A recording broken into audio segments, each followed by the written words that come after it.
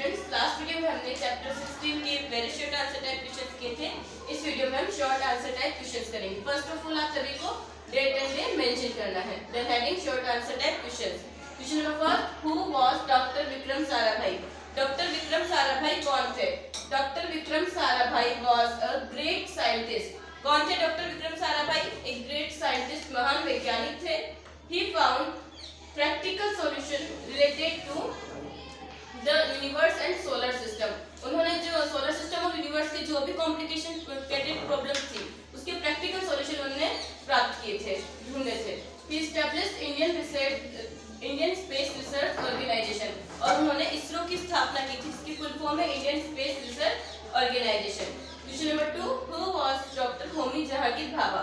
होमी जहांगीर भाभा कौन थे? Doctor Homi Jehangir Bhabha was a physicist. जो होमी जहांगीर भाभा थे वो कौन थे? फिजिसिस्ट थे।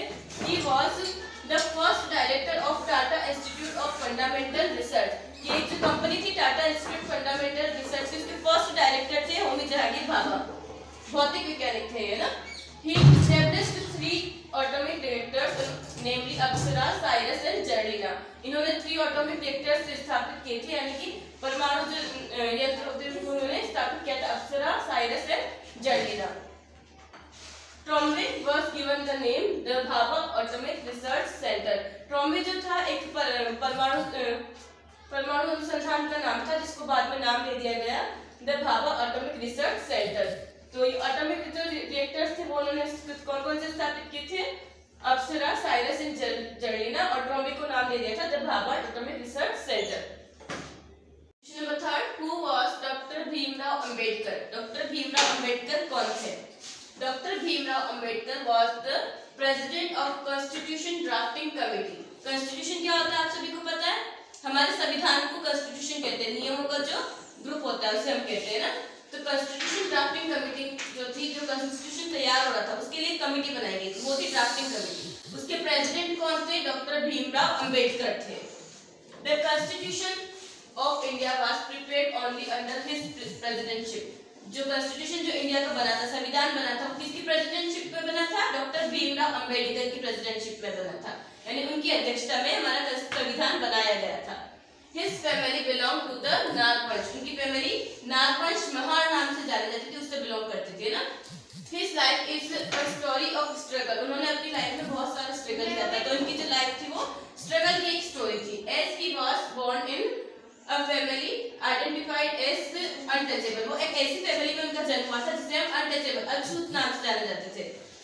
He developed the courage to fight against injustice and social evils। उन्होंने इनजस्टिस, अन्याय और सामाजिक बुराइयों से लड़ने का साहस का विकास किया था, यानी कि वो इनजस्टिस, अन्याय और सोशल इविल्स, सामाजिक बुराई के खिलाफ लड़ते थे। 4, हु वाज पंडित मदन मोहन मालवीय जी? पंडित मदन मोहन मालवीय जी कौन थे?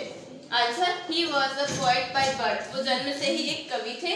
हिज पोएटिक नेम वाज मकरंद। उनका जो पोएटिक नेम था कवियों वाला वो था मकरंद। He has a strong desire from such an education system and educational institution should be established। उनकी ये बहुत ज़्यादा इच्छा थी कि इंडिया में क्या होना चाहिए? एजुकेशन सिस्टम होना चाहिए और यूनिवर्सिटी होनी चाहिए, इंस्टीट्यूशन भी होने चाहिए ना।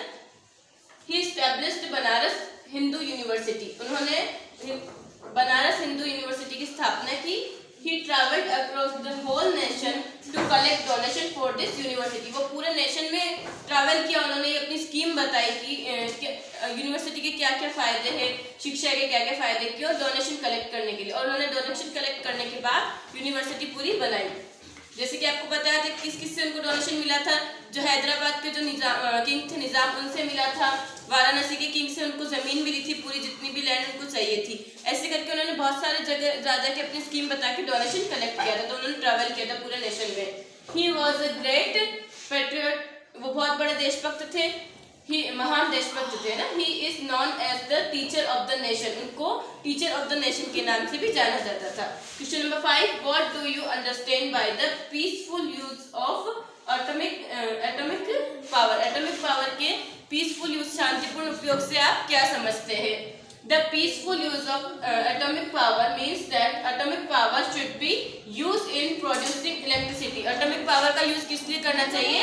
इलेक्ट्रिसिटी बनाने के लिए यूज करना चाहिए, एग्रीकल्चर के लिए यूज करना चाहिए, and not making atom bomb. Atom bomb यानी कि बम बनाने के लिए यूज नहीं करना चाहिए, बल्कि जो काम की चीजें होती है एग्रीकल्चर, इलेक्ट्रिसिटी या अदर कोई यूज करना चाहिए, बम बनाने के लिए यूज नहीं करना चाहिए। Number 6, what can you learn from the life of doctor Bhimrao Ambedkar? Write down. Doctor Bhimrao Ambedkar की लाइफ से आप क्या सीख लेते हैं वो आपको लिखनी है। First, we should not be silent against injustice.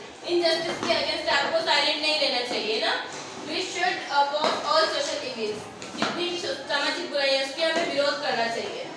We must be educated, हमें शिक्षित होना चाहिए। सभी क्वेश्चंस आपको नीट एंड क्लीन हैंडराइटिंग में आपकी ईवीएस की नोटबुक में करना है। Thank you.